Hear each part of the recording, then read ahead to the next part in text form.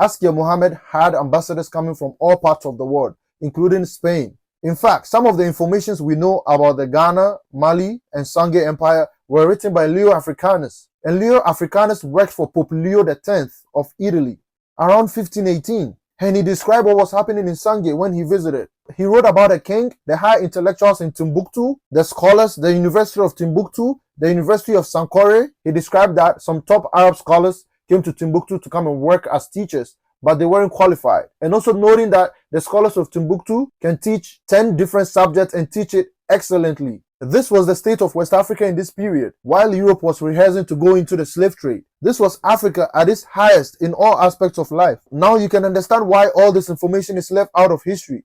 Because if people want to conquer you, they conquer your confidence and historical memory. They absolutely do not want Africans to know that they once managed nations as big as the United States and did it exceptionally well.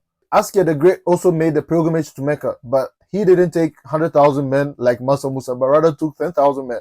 But just like Mansa Musa, he was also made the Grand Caliph of West Africa. And he used to disguise himself as a common person to get into the markets, to make sure that the traders and the buyers aren't cheated and are fully paid what is due to them. And in the markets, each time something is bought from a seller, a little something is added as appreciation. That is the origination of the tip as we know today. Askia Muhammad went ahead to create a new concept of warfare, from land to sea and sea to land. The Germans studied his concept of warfare and then integrated it into modern warfare. All this information can be found in books like Travels and Discoveries of North and Central Africa by Heinrich Bath and Tropical Dependency by Lady Lugard, the same lady that named Nigeria.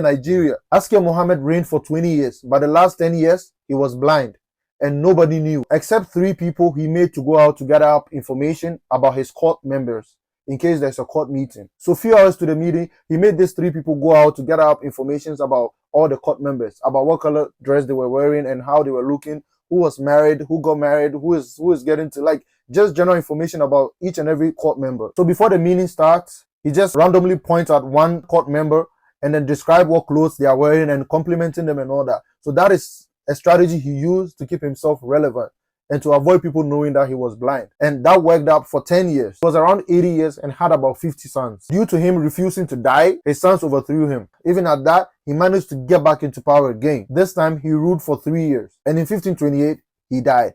While all these events were happening in the interior of Africa, the slave trade was already going on along the coastal areas of West Africa. On the next session, we're going to talk about the fall of the Songhai Empire. If you like the content, follow for more.